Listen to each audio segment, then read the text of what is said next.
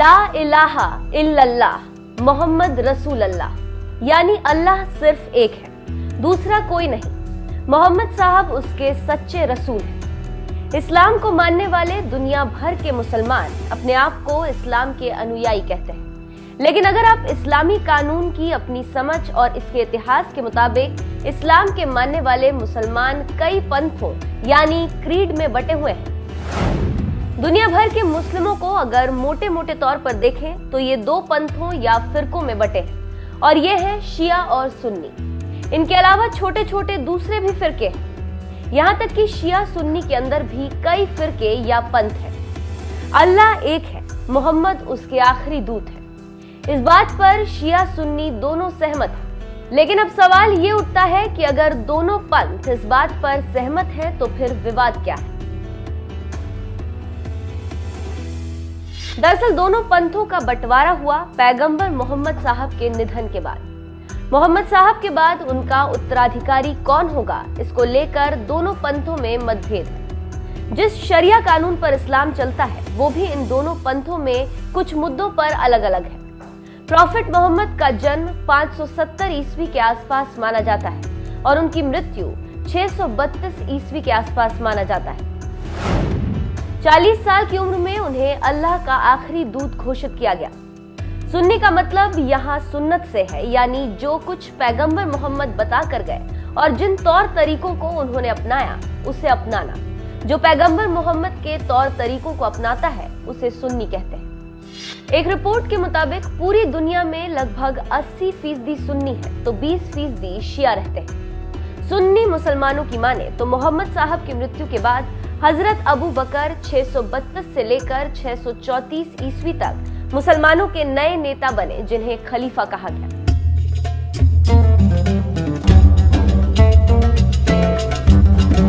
अबू बकर रिश्ते में पैगंबर मोहम्मद के ससुर थे। इसके बाद क्रमशः हजरत उमर फारूक 634 से 644 ईस्वी तक, हजरत उस्मान गनी 644 से 656 ईस्वी तक, हजरत अली 656 से 661 ईस्वी तक। इन चारों लोगों को खुलफाए राशिदीन यानी सही रास्ते पर चलने वाला बताया गया। इसके बाद से जो लोग आए राजनीतिक रूप से मुसलमानों के नेता तो कहलाए, लेकिन धार्मिक आधार पर कोई नेता नहीं हुआ। जहां तक इस्लामिक कानून की व्याख्या का सवाल है तो सुन्नी मुसलमान 4 ग्रुप में बटे हैं, लेकिन एक 5वां ग्रुप भी है जो इन चारों समूहों से अपने आप को अलग मानता है। इन 5 फिरकों में विश्वास और आस्था में बहुत ज्यादा फर्क नहीं है, लेकिन इन 5 पंथों की माने तो इनके इमाम ने इस्लाम का सही अर्थ समझाया है। यहाँ पर एक बात को क्लियर करते चले कि सुन्नी इस्लाम में 4 स्कूल ऑफ थॉट यानी विचारधारा है। 8वीं और 9वीं सदी में 150 सालों के अंदर 4 बड़े धार्मिक उपदेशक पैदा हुए, जिन्हें बाद में इमाम की उपाधि दी गई, और इन चारों इमाम ने हदीस और कुरान के हवाले में इस्लाम की व्याख्या अपने अपने तरीके से की, और फिर आगे चल इन्हीं को मानने वाले 4 पंथों में बंट गए। इमाम अबू हनीफा 699 से 767 ईस्वी, इमाम शाफई 767 से 820 ईस्वी, इमाम हम्बल 780 से 855 ईस्वी, इमाम मालिक 711 से 795 ईस्वी। इन इमाम के मानने वाले लोग उस सेक्ट यानी संप्रदाय के हो गए। जैसे इमाम अबू हनीफा को मानने वाले लोग हनफी कहलाए जाते हैं, इमाम हम्बल को मानने वाले हम्बली, इमाम हनफी। ऐसा नहीं है कि इस्लाम के मानने वाले सिर्फ शिया सुन्नी हम्बली या हनफी में बटे हैं। हनफी संप्रदाय में भी 2 संप्रदाय हैं। पहला बरेलवी सुन्नी तो दूसरा है देवबंदी सुन्नी। ये दोनों नाम उत्तर प्रदेश के 2 जिलों सहारनपुर के देवबंद और बरेली से हैं। 20वीं सदी में 2 बड़े धार्मिक उपदेशक ने इस्लाम की अलग अलग विवेचना की। मौलाना अशरफ अली थानवी 1863 से 1943 तक, अहमद रजा खान बरेलवी 1856 से 1921 तक। इन दोनों धार्मिक नेताओं ने इस्लामिक कानून की अलग अलग व्याख्या की। अशरफ अली थानवी का संबंध दारुल उलूम देवबंद से था, जबकि अहमद रजा बरेलवी का संबंध बरेली से था। मौलाना अब्दुल रशीद गंगोही और मौलाना कासिम ननोतवी ने 1867 में सहारनपुर के देवबंद में दारुल उलूम देवबंद मदरसे की नींव रखी। देवबंदी विचारधारा को आगे बढ़ाने के लिए अशरफ अली थानवी, मौलाना अब्दुल रशीद गंगोही और मौलाना कासिम ननोतवी ने कड़ी मेहनत की। भारत, बांग्लादेश, अफगानिस्तान में रहने वाले ज्यादातर मुसलमानों का संबंध इन्हीं दोनों संप्रदायों से है। देवबंदी और बरेलवी के मानने वालों का मानना है कि कुरान और हदीस ही उनकी शरीयत का मूल स्रोत है। इसलिए शरीयत के तमाम कानून इमाम अबू हनीफा के फिकह के अनुसार है। बरेलवी मसलक के मानने वालों के अनुसार आला हजरत ने इस्लाम को फॉलो करने का जो तरीका बताया है वो ज्यादा सही है। देवबंदी और बरेलवी मसलक के मानने वालों में बहुत ज्यादा फर्क नहीं है, लेकिन कुछ चीजों में मेजर अंतर दिखता है। जैसे बरेलवी मसलक के मानने वाले ये कहते हैं कि पैगंबर मोहम्मद साहब सब जानते हैं। उन्हें गैब यानी भविष्य में क्या होने वाला है उसकी जानकारी थी। जो दिखता है वो भी, जो नहीं दिखता वो भी सब जानते थे। लेकिन वहीं देवबंदी इस आस्था में विश्वास नहीं रखते। देवबंदियों का मानना है कि अल्लाह के बाद अल्लाह के नबी पैगंबर मोहम्मद साहब का नंबर आता है, लेकिन उन्हें आम इंसान मानते हैं, यानी उन्हें गैब की जानकारी नहीं थी। बरेलवी सूफी इस्लाम के अनुयायी हैं और उनके यहाँ मज़ारों को काफी महत्व दिया जाता है, जबकि देवबंदी मज़ारों को नहीं मानते और इसका विरोध करते हैं। इमाम मालिक। अब आते हैं इमाम मालिक पर। सुन्नियों के दूसरे इमाम थे इमाम मालिक, जिनके मानने वाले एशिया में कम हैं और मिडिल ईस्ट में ज्यादा है।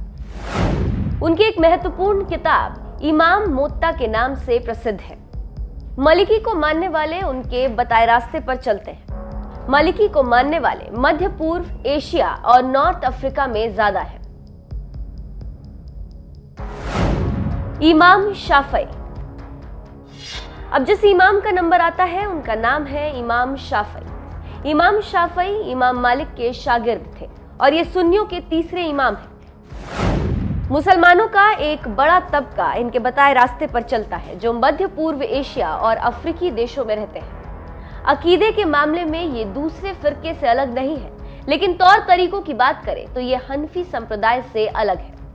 इमाम शाफई के मानने वालों का मानना है कि इनके इमाम ने जो इस्लाम की व्याख्या की है उसका अनुसरण करना है। इमाम हंबल। अब बात करते हैं इमाम हंबल और उनके मानने वालों की। सऊदी अरब, कतर, कुवैत, संयुक्त अरब अमीरात, मिडिल ईस्ट और कई अफ्रीकी देशों में इनको मानने वाले लोग हैं। जो लोग इमाम हंबल को मानते हैं उन्हें हंबली कहा जाता है। यहाँ पर एक बड़ी बात बताते चलें कि सऊदी अरब का सरकारी शरीयत तो इमाम हंबल के धार्मिक कानून पर बना है। इन चारों इमामों को मानने वाले मुस्लिमों का कहना है कि इस्लाम को फॉलो करने के लिए इन इमामों के बताए रास्ते पर चलना जरूरी है। कौन है सल्फी, वहाबी या अहले हदीस? इन चार इमाम के अलावा मुस्लिमों का एक तबका ऐसा भी है जो किसी भी इमाम के बताए रास्ते पर नहीं चलता। इस तबके को सल्फी, वहाबी या अहले हदीस कहते हैं। इस तबके का कहना है कि इनकी रहनुमाई के लिए आसमानी किताब कुरान और पैगंबर मोहम्मद की बताई गई बातों वाली हदीस है। इसलिए ये किसी इमाम का अनुसरण न करके पवित्र कुरान और हदीस को मानते हैं और इन मानने वालों को ही अहले हदीस, सल्फी या वहाबी कहते हैं। ऐसा नहीं है कि ये चारों इमामों को नहीं मानते। वो चारों इमामों के रिसर्च, स्टडी और उनकी बुक की इज्जत करते हैं, लेकिन किसी भी इमाम का अनुसरण करने के पक्षधर नहीं है। इनका मानना है कि इमामों की जो बात हदीस और कुरान के अनुसार है उस पर चलना तो सही है, लेकिन किसी भी समस्या का समाधान हदीस और पवित्र कुरान से ढूंढना चाहिए। इस समूह का कहना है कि वो उस तरह के इस्लाम का प्रचार चाहता है जो पैगंबर मोहम्मद साहब के जमाने में था, और इस सोच को आगे ले जाने का क्रेडिट जिसे जाता है उनका नाम है इब्ने तुमैया और दूसरे हैं मोहम्मद बिन वहाब। अब्दुल वहाब के नाम पर ही ये फिरका वहाबी के नाम से जाना जाता है। सल्फी विचारधारा के लोगों को सांप्रदायिक तौर पर बेहद कट्टरपंथी और धार्मिक मामलों में बहुत कट्टर माना जाता है और इस बात को कई थिंक टैंक ने भी कहा है। सुन्नी बोहरा। अब आते हैं सुन्नी बोहरा पर। इनका प्रभाव महाराष्ट्र, गुजरात के साथ ही साथ पाकिस्तान के सिंध प्रांत में ज्यादा है। ये लोग ज्यादातर व्यापार करते हैं। बोहरा शिया और सुन्नी दोनों होते हैं। सुन्नी बोहरा इमाम हनफी को मानते हैं तो दाऊदी बोहरा शिया समुदाय के ज्यादा करीब है। अहमदिया। जैसा कि आपको शुरू में ही बताया था कि इस्लाम के मानने वालों की बुनियाद यह है कि अल्लाह या ईश्वर एक है और पैगंबर मोहम्मद अल्लाह के आखिरी दूत या नबी है। इस संप्रदाय की स्थापना भारतीय पंजाब के कादियान में मिर्जा गुलाम अहमद ने की थी। इस संप्रदाय के लोगों का मानना है कि मिर्जा गुलाम अहमद खुद पैगंबर के अवतार थे। इस संप्रदाय के लोगों का मानना है कि अहमद खुद कोई कानून नहीं लाए, बल्कि वो पैगंबर मोहम्मद की ही बात को आगे बढ़ाते हैं, लेकिन नबी का दर्जा रखते हैं। लेकिन यहाँ पर एक दिलचस्प बात आपको बता दें कि इतने संप्रदाय या फिरका होने के बावजूद सभी फिरके एक बात पर सहमत हैं और वो बात यह है कि पैगंबर मोहम्मद अल्लाह के आखिरी पैगंबर है। लेकिन अहमदिया समुदाय के लोगों का मानना है कि मिर्जा गुलाम मोहम्मद पैगंबर का दर्जा रखते हैं। बस इसी बात पर इतना विवाद बढ़ा कि मुसलमानों का एक बड़ा वर्ग अहमदियों को मुसलमान ही नहीं मानता।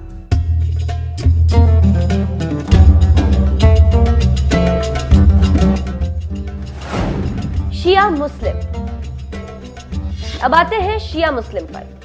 सुन्नियों की तुलना में शियाओं का खानपान और इस्लाम को मानने का तरीका काफी अलग है। शियाओं की माने तो पैगंबर मोहम्मद के बाद खलीफा नहीं बल्कि इमामों को ज्यादा महत्व देते हैं। शियाओं की माने तो पैगंबर मोहम्मद के बाद जो इस पद के सबसे योग्य शख्स थे वो हजरत अबू बकर नहीं बल्कि हजरत अली थे। शियाओं की माने तो मोहम्मद साहब भी हजरत अली को अपना उत्तराधिकारी घोषित कर चुके थे, लेकिन धोखे से मोहम्मद साहब के बाद अबू बकर को नेता चुन लिया गया था। शिया मुसलमान मोहम्मद साहब के बाद बने 3 खलीफाओं को अपना नेता नहीं मानते और उनको गासिब कहते हैं। गासिब अरबी का शब्द है और इसका अर्थ होता है हड़पना। शियाओं की अगर बात की जाए तो उनका मानना है कि जिस तरह अल्लाह ने मोहम्मद साहब को नबी बनाकर भेजा था, ठीक उसी तरह हजरत अली को भी इमाम या पैगंबर नियुक्त किया था। यहाँ पर एक और बात आपको बता दें, जिस तरह सुन्नी कई फिरकों में बटे हैं, ठीक उसी तरह शिया भी कई फिरकों में बटे हैं। इश्ना असरी। ये शियाओं का सबसे बड़ा समूह है जो 12 इमामों की बात को मानता है। दुनिया भर के लगभग 80% शिया इसी समुदाय से आते हैं। इश्ना असरी का कलमा सुन्नियों के कलमे से अलग है। शियाओं के पहले इमाम हजरत अली है और अंतिम इमाम मेहंदी है। शिया अल्लाह, हदीस और कुरान को मानते हैं, लेकिन केवल उन्हीं हदीसों को मानते हैं जो शियाओं के इमामों के माध्यम से लिखे गए। कुरान के बाद हजरत अली की कही गई बातों पर आई किताब नहजुल बलागा और अल काफी काफी महत्वपूर्ण पुस्तक है। ये समुदाय इस्लामिक कानून के हिसाब से जाफरिया में विश्वास रखता है। इस संप्रदाय के लोग ईरान, इराक, भारत और पाकिस्तान समेत दुनिया के अधिकांश हिस्सों में पाए जाते हैं। इश्ना असरी के 12 इमाम। इमाम अली, इमाम हसन, इमाम हुसैन, इमाम अली जैनुल आबदीन, इमाम मोहम्मद अल बाकिर, इमाम जाफर अल सादिक, इमाम मूसा अल खादिम, इमाम अली अल रिदा, इमाम मोहम्मद अल जवाद, इमाम अली अल हादी, इमाम हसन अल अस्कारी, इमाम मोहम्मद अल मेहंदी। जैदिया। शियाओं का दूसरा सबसे बड़ा समूह जैदिया है, जो 12 के बजाय 5 इमामों की बात को मानता है। इनके 4 तो शियाओं के ही इमाम हैं, लेकिन 5वें और अंतिम इमाम हजरत अली के पोते जैद बिन अली हैं। इन्हीं को मानने की वजह से ये जैदी कहलाते हैं। इनके मानने वालों का कानून जैद बिन अली की किताब मजमूउल फिक्ह से लिए गए। इसको मानने वाले लोग ज्यादातर यमन में रहते हैं। इस्माइली शिया। अब आते हैं इस्माइली शिया पर। ये शियाओं का धड़ा सिर्फ 7 इमामों को मानता है और इनके अंतिम इमाम मोहम्मद बिन इस्माइल है। इसी वजह से इन्हें इस्माइली कहा जाता है। इश्ना असरी शियाओं से इनका विवाद इस बात पर है कि इमाम जाफर सादिक के बाद उनके बड़े बेटे इस्माइल बिन जाफर इमाम होंगे या दूसरे बेटे। इश्ना असरी समुदाय के लोगों ने इमाम जाफर सादिक के दूसरे बेटे मूसा काजिम को इमाम माना और इसी विवाद की वजह से बंटवारा हो गया। इस तरह इस्माइलियों ने अपना 7वां इमाम इस्माइल बिन जाफर को माना। शिया दाऊदी बोहरा। अब आते हैं शिया दाऊदी बोहरा पर। यह समुदाय शिया फिकह के इस्माइली को मानता है और इसी विश्वास पर कायम है। इस्माइली शिया और दाऊदी बोहरा में फर्क इस बात का है कि दाऊदी बोहरा 21 इमामों को मानते हैं। दाऊदियों के अंतिम इमाम तैयब अब्दुल कासिम हैं। उनके बाद धार्मिक गुरुओं की परंपरा है। बोहरा समुदाय के लोग गुजरात और महाराष्ट्र में सबसे ज्यादा पाए जाते हैं। ये एक सफल व्यापारी समूह है। इनमें दिलचस्प बात यह है कि इनका एक धड़ा सुन्नी भी है। खोजा संप्रदाय। अब आते हैं खोजा संप्रदाय पर। इस समुदाय के लोग शिया और सुन्नी दोनों होते हैं। इस समुदाय के लोग भी गुजरात और महाराष्ट्र में रहते हैं। इनमें ज्यादातर लोग इस्माइली फिकह को मानते हैं तो वहीं कुछ इश्ना असरी के कानून को मानते हैं। नुशैरी। नुशैरी शिया को अलावी के नाम से भी जाना जाता है। इस समुदाय के लोगों का मानना है कि हजरत अली भगवान के रूप में जमीन पर आए थे। नुशैरी दोबारा पैदा होने में विश्वास रखते हैं और कुछ ईसाई धर्म की भी रस्म अदा करते हैं। तो अब आप समझ सकते हैं कि मुसलमानों में कितने पंथ या संप्रदाय हैं। इसके साथ ही साथ और भी कई छोटे छोटे पंथ मौजूद हैं। बता दें कि इस्लाम में फिरका या पंथ के बंटवारे का जिक्र पवित्र कुरान और हदीस में भी है। आसमानी किताब कुरान में लिखा है कि जिन लोगों ने अपने दीन के टुकड़े टुकड़े किए और गिरोह गिरोह हो गए, ए रसूल तुम किसी बात में इनमें से नहीं, इनका मां अमल सिर्फ अल्लाह के सुपुर्द है, फिर वो इन्हें बताएगा जो वो करते रहे हैं। वहीं एक हदीस के मुताबिक मोहम्मद साहब ने फरमाया कि मेरी उम्मत पर भी वो हालात आएंगे जो बनी इसराइल पर आए थे। बनी इसराइल 72 फिरकों में बंट गई थी। मेरी उम्मत 73 फिरकों में बंट जाएगी, लेकिन एक फिरके के सिवाय बाकी तमाम फिरके जहन्नुम में जाएंगे। सहाबाए किराम ने पूछा, या रसूल अल्लाह, वो कौन सा फिरका होगा? हुजूर ने फरमाया कि जो मेरी और मेरे साहबा की सुन्नतों पर अमल पैरा होगा। यानी इस्लाम में यूनिटी की बात कही गई, लेकिन कयामत तक लोगों में इस्लाम को लेकर आपस में इतना मतभेद हो जाएगा कि वो 73 फिरकों में बंट जाएंगे। आपको हमारी ये स्टोरी कैसी लगी हमें कमेंट करके जरूर बताएं। न्यूज एक्सप्रेस को यूट्यूब पर सब्सक्राइब करें, फेसबुक पेज को लाइक करें और हमें ट्विटर पर फॉलो जरूर करें।